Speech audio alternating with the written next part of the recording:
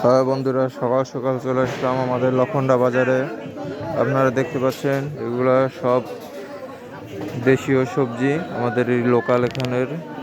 এগুলো ডিমি শাক, ওই যে শসা, পালং শাক, লাল শাক আছে, মিষ্টি কুমড়া, ধনিয়া শাক, লাউ, টমেটো, সব দেশি সবজি।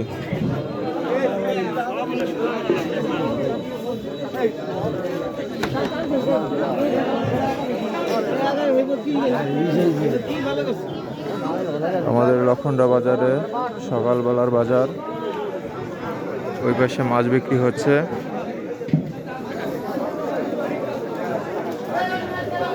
কপি,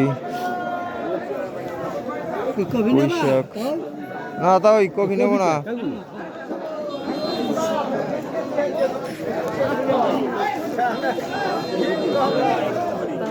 এই দেখতে পাচ্ছেন, এটা হলো কলই শাক।